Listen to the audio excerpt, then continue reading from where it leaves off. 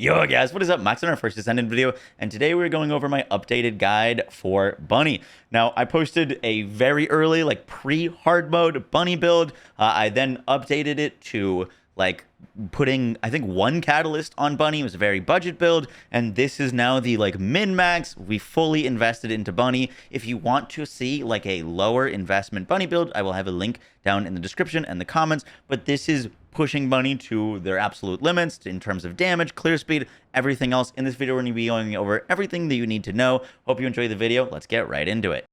So the very first thing to talk about is our reactor. Now, I don't have a perfect reactor. I think my perfect reactor would be skill crit chance, skill crit damage, both in gold. Right now I've got this reactor, which has got skill crit damage and additional attack against a Colossus. This is obviously very nice for Colossus fights, but not super useful elsewhere. So sometimes I'll swap to like a mobbing reactor if I'm going around doing things.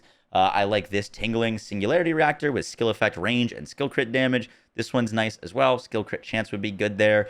It is a little bit nice to have some extra range on your reactor, or extra cooldown, or extra duration.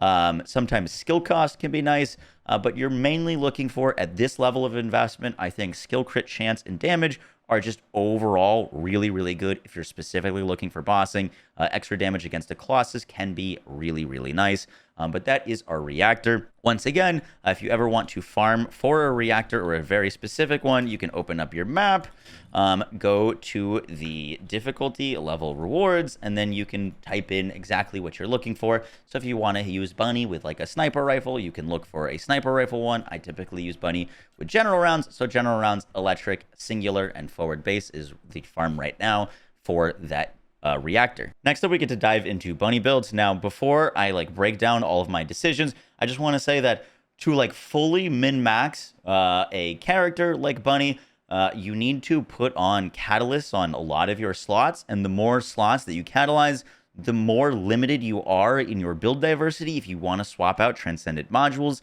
So for me personally, I really like high voltage. I will basically use high voltage in every single scenario. If you didn't know, high voltage is a ultimate exclusive Bunny Transcendent module that increases, it has a hidden effect that it increases your cooldown of your 3. So it's really easy to have 100% uptime on it. Not only that, but it also gives you way more range and more damage on the 3. In my original Bunny build video, I said that this was bad for mobbing. I couldn't have been more wrong. I currently run this with a maximized range and skill expansion to get up to, like, if I put on my range thing, we're at like 26 meters on this thing, which is disgusting. And we're doing so much damage that you can just run through a dungeon or run through an area, and everything is getting killed through walls, through doors. Just nothing even comes close to you. And it is so powerful and so efficient. And so I think high voltage, if you haven't used it, is just an absolute game changer, and I hope to convert more people to using this in not only bossing, but also mobbing. But because I am invested into high voltage and using it to the best of my ability, it makes it a little bit more difficult to swap between other builds. So I'm going to show you our mobbing and our bossing setup in a second, but I just kind of wanted to go over my kind of main setup that I use right now. And so there's a few things that we need to talk about, but the first thing I want to mention with this is the long distance maneuvering grapple. So what grapple mod you use obviously comes down to personal preference. It is a little bit more damage to use long distance maneuvering on Bunny than midair. I love my midair maneuvering, but in terms of like min-maxing our damage a little bit, there's some fun things that you can do with long distance maneuvering. You probably saw me do it in our little boss fights. But the reason long distance maneuvering is so good with Bunny is because her lightning emission procs off of your distance traveled. This isn't just sprinting, it's how far you go up in the air, how far you fall down. It's if you're moving left or right. It's just as long as you're moving a distance, you're going to be proccing this. And long distance maneuvering comes with 2 charges and the longest grapple distance. So you can pull yourself with it and proc lightning emissions way faster than you can sprinting. It's just a little fun thing that you can do to increase your damage. So just to give you an example, let's get our resource back. And we'll run around, and as I'm sprinting, you'll see that that is our proc rate while we're sprinting around. And if we do our grapple, it speeds up a little bit. It's not the most important thing, but it allows for increased damage with Bunny, and we're already spec'd into so much damage that it's a way that you can squeak out a little bit more damage. The way that you're going to want to do this, you can do this with midair, by the way. You can do it with multi. Long distance is technically, in my opinion, the best. But the way that you do this is you basically jump and grapple the floor, and then when you're grappling the floor, instead of holding forward or W, you're going to push left, which will pull you around. And then if you use your camera to rotate in the direction that you're moving, it'll pull you in a wider circle, which allows you to travel the most amount of distance as fast as you can. Another trick that you can do, I don't know if I can show it in here, but you can grapple onto like a height. So let's say, I don't think I can grapple up to there, but you can grapple up onto like a ceiling or something and then slam down, and that will also be a really good way to travel really quickly, just grappling up to like a ceiling or a thing. And then if you use your sub-module attack and aim down or click it when it's not on cooldown, you can just fly to the floor really quick. Just another way to get a little bit more damage out of your bunny. So now for our dungeon setup. Now I know this says dungeon, but this is kind of the setup that I will rock for like everything except for bosses. The mobbing setup is just specifically if you don't want to use high voltage and you want to have Bunny's big AoE. So that's just maximized for having the largest AoE and the most amount of ad clear. But I really do enjoy using high voltage for most scenarios. Now, on this dungeon setup, we're obviously very focused on crit. Crit can be like a really powerful way to scale up Bunny's damage even further. We're currently at 30% crit hit rate, which is pretty high, and we're dealing 4.3 times damage whenever we're critting. This is what's pushing our crits up to like 2 million range, which feels fantastic. Elites are dying instantly. You don't need to shoot at bosses in dungeons at all. And this specific dungeon setup, we're going to be pairing high voltage with maximum range and skill expansion to push our 3 to as much radius as we can get. I think we're like 0.2 away from maximum range. Don't really need any more. But this is what will allow you to just run through dungeons. You don't need to look at anything. Everything around you will just die. And obviously, we're getting a ton of damage and also a crit on this. So it feels really good. Now, the next thing to mention is our cooldowns. Now, high voltage does have the effect of reducing our cooldowns. So we don't actually need a cooldown mod on high voltage. If you do have cooldown on your Reactor, you don't need to run double focus on electric and focus on singular.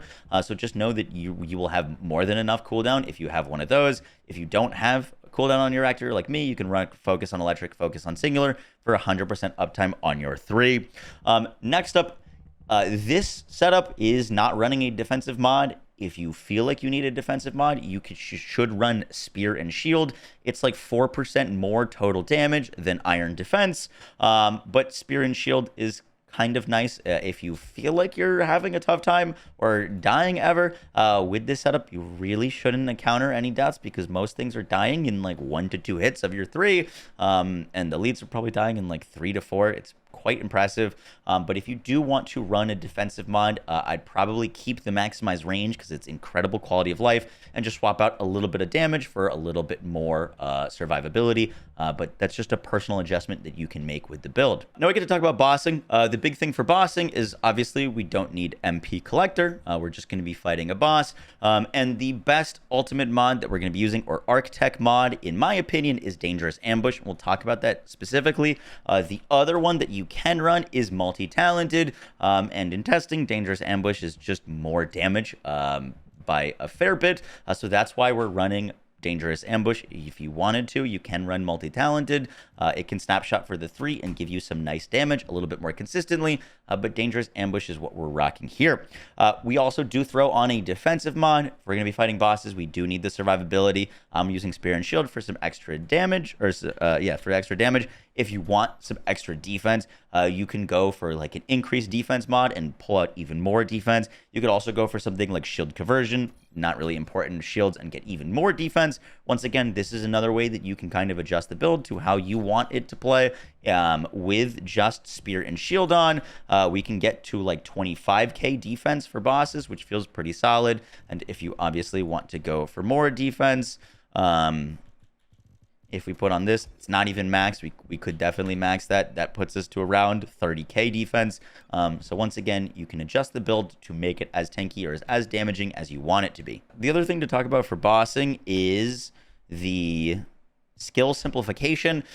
This is a mod that we could have put on that gives us more damage modifier, but less MP. I just found that this wasn't overly necessary. We're already shredding bosses. I wouldn't take the MP hit personally, and also we'd have to change our setup for like literally all of our other things to fit this in. So me personally, I didn't use this. We've got plenty of damage, and I wanted to keep a lot of quality of life on the build. So that's why we're not using skill simplification. Next up, we get to our mobbing setup. Now, I should probably name this like trash mobbing. This is basically the setup that if you just need big AoE bunny, you can have it. Once again, I really like high voltage for most content, but I didn't want to have a build guide where I didn't have like classic big circle AoE bunny. So with this setup, some of the big changes that we're going to be doing is we don't need as much damage for like trash mobbing, and without high voltage, we lose cooldown. So we are able to slap in nimble fingers here, even though it's in the wrong slot, it gives us cooldown. So we have 100% uptime of the 3, which feels really nice. We're going to be using MP collector for mobbing so that we have the ability to sustain our sprint. And then we've also got maximum range with skill expansion and lots of focus on singular, focus on electric, front lines, emergency measures, just lots of extra damage. Now, if you don't want the range here, you could use a defensive mod. But personally, I like the range and I like the damage. But for example, you could swap out like focus on singular, for example, for a defense mod like Spear and Shield, and then you've got a little bit less damage and a little bit more survivability. Once again, you can kind of make this build however tanky or however like glass cannon-y as you want. Obviously, we're not really glass cannon-y with like 26k defense and almost 9k life for like trash mobbing, especially when you're one-shotting most things. But I just wanted to show that off. Now, there is some other options for mobbing.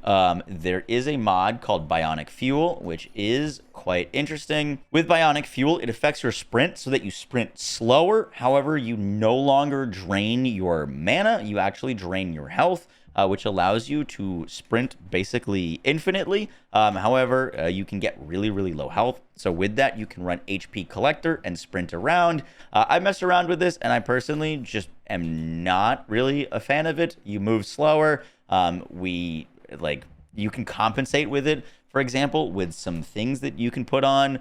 I was messing around with an outstanding investment for more skill duration and more healing modifier. I put on the full annihilation set so that whenever our HP was low, we'd get more HP recovery. All of these things to make Bionic Fuel feel better, and it still just, in my opinion, felt worse. We're slower, we're dealing less damage, and we have basically infinite sustain anyways with MP Collector. So not a huge fan of Bionic Fuel. However, I do really want to do a Supernova Bionic Fuel setup. Supernova set has 2 sets of HP, or 2 sets of shield sets on it, which is usually pretty bad. But with Bionic Fuel, you could go for shield, and then you could actually go for a module that you can only get through combining. I didn't have it for this video, but there's a module called Shield Collector. You can't farm this anywhere. You can only get it through combining, but whenever you defeat an enemy, you get max shield back. So then we could throw some shield mods in, use the Supernova set for constant lightning coming down around us, and we'd throw in like a shield mod, and then we could have a really cool like low HP, like a deathless kind of shield bunny setup. And I think that would be really neat. I didn't have that for this build today, but unless I get Shield Collector, I just personally wouldn't use Bionic Fuel. But once again, this setup is flexible so that if you did want to use it, you could throw on like HP Collector and outstanding investment and the full annihilation set, so that you're going to be healing a lot more HP and you can kind of sustain the drain from Bionic. For weapons on Bunny, I'm mainly using the Thunder Cage and the Afterglow. I've posted 2 build videos for the Thunder Cage and the Afterglow in the past 2 days. But just real quick, if you want to see my build, this is my Thunder Cage bossing setup with Firing Fiesta. This is my mobbing setup with Sweeping Squad for our Thunder Cage. And this is my Afterglow weak point build that I was using in the video with weak point expansion. I strengthened first shot is a little bit more damage, but it can be a little bit annoying and inconsistent to use. So for this video, all the shots that I was taking with my sniper rifle, I was using weak point expansion.